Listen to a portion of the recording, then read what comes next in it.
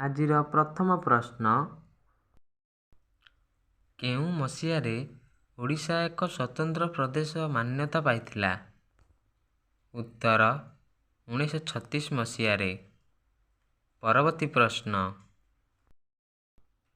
ଓଡ଼ିଶାର ଶେଷ ଓ ସ୍ୱାଧୀନ ରାଜା କିଏ ଥିଲେ? ଉତ୍ତର ମୁକୁନ୍ଦ ଦେବ। ପରବର୍ତ୍ତୀ ପ୍ରଶ୍ନ, ପାଇକ ବିଦ୍ରୋହ କେବେ ହୋଇଥିଲା? ଉତ୍ତର 1817 ମସିହାରେ। ପରବର୍ତ୍ତୀ ପ୍ରଶ୍ନ, ଓଡ଼ିଶାର ପ୍ରାଚୀନ ନାମ କ'ଣ ଥିଲା? ଉତ୍ତର କଳିଙ୍ଗ ଓ ଉତ୍କଳ। ପରବର୍ତ୍ତୀ ପ୍ରଶ୍ନ,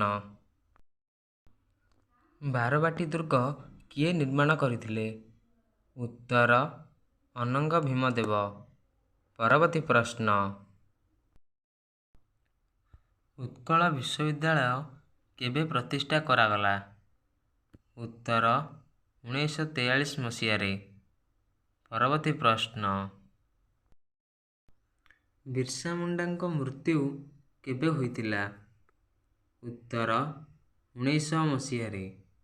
ପରବର୍ତ୍ତୀ ପ୍ରଶ୍ନ, କେଉଁ ରାଜା ପୁରୀର ଶ୍ରୀ ଜଗନ୍ନାଥ ମନ୍ଦିର ନିର୍ମାଣ କରିଥିଲେ? ଉତ୍ତର ଚୋଡ଼ଗଙ୍ଗ ଦେବ। ପରବର୍ତ୍ତୀ ପ୍ରଶ୍ନ, ଚୌଦ୍ୱାର ଦୁର୍ଗର ନିର୍ମାତା କିଏ? ଉତ୍ତର ଯଯାତି କେଶରୀ। ପରବର୍ତ୍ତୀ ପ୍ରଶ୍ନ, କପିଳାସର ଚନ୍ଦ୍ରଶେଖର ମନ୍ଦିର କେଉଁ ରାଜାଙ୍କ ଦ୍ୱାରା ନିର୍ମିତ? ଉତ୍ତର ନରସିଂହ ଦେବ। ଯଦି ଏହି ଭିଡ଼ିଓଟି ଆପଣମାନଙ୍କୁ ଭଲ ଲାଗିଛି, ଲାଇକ୍, ସେୟାର, ସବସ୍କ୍ରାଇବ୍ କରିବେ।